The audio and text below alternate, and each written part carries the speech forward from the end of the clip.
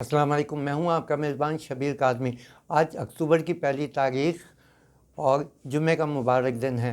आज की जो हम मौजू है जिस पे गुफ्तगू करेंगे वो जुमेरात को इकनॉमिक कोऑर्डिनेशन कमेटी का जो मीटिंग हुई थी जिसकी सदारत शौकत तरीन साहब ने वज़ीर ख़जाना ने की थी, उसमें मुख्तलिफ़ फ़ैसलों में से होने वाले एक फ़ैसले के बारे में गुफ्तगू है जिसमें मंजूरी दी गई कि 1 लाख टन यूरिया फौरी तौर पे इंपोर्ट किया जाए। वजह यह बताई गई कि रबी का सीज़न शुरू होने वाला है और उससे पहले एक महफूज ज़खायर बिल्ड करने की ज़रूरत है।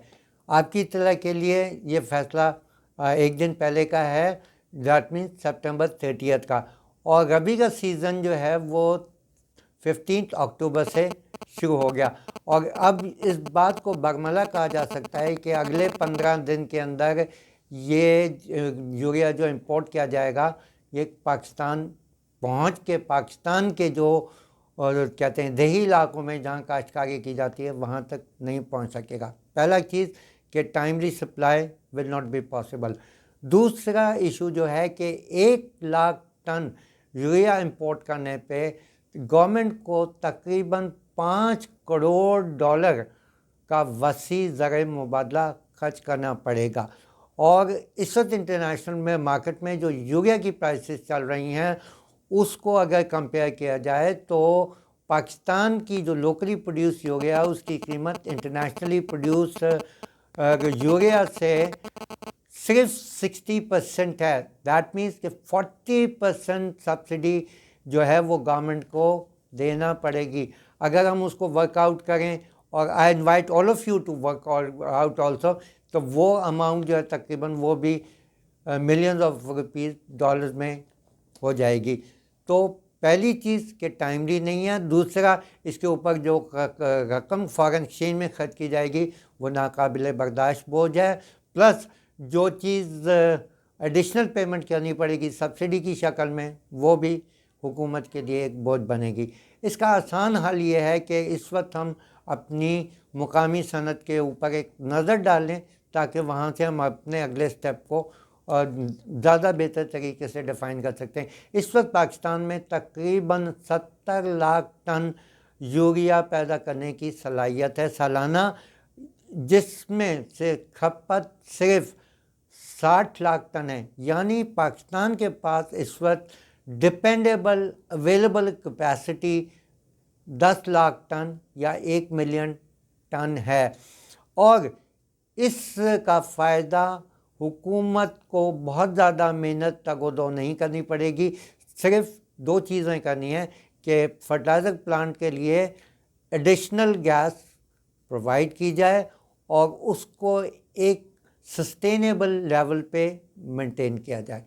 इसका क्या फ़ायदा होगा कि हुकूमत इंपोर्ट की उससे भी बच जाएगी, ख़र्चे से, और सब्सिडी से भी बच जाएगी।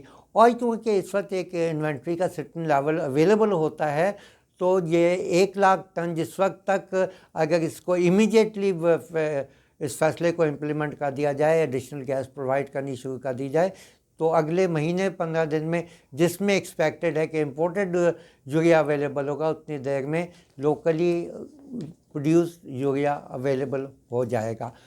अब जैसे मैंने आपको कहा कि इसकी ज़रूरत है कि लोकल प्लांट्स इस वक्त थोड़े से जो कहें कि कम कैपेसिटी पे चल रहे हैं, उसकी वजह यह है कि खपत कम है। अगर खपत बढ़ जाएगी तो लाज़िम बात है प्लांट और ज़्यादा एफिशिएंटली चलेंगे, उनकी कॉस्ट ऑफ प्रोडक्शन भी कम आएगी।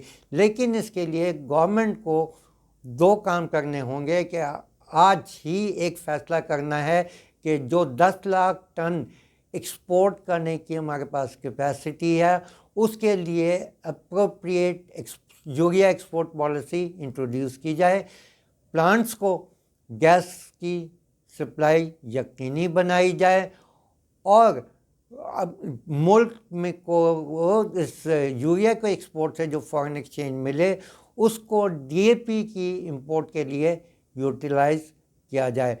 हमें यकीन है कि हमारी इस बात को हुकूमत के एहलकार गौर से सुनेंगे, ठंडे दिल से गौर करेंगे और इस फैसले को पहली फुर्सत में वापस लेंगे और इंडस्ट्री से रुजू करके एक जिसको कहते हैं वर्केबल प्रपोजल पे काम करेंगे। Thank you. अल्लाह हाफ़िज़। अपना ख्याल रखिएगा और अपने आसपास रहने वालों का भी ख्याल रखिएगा।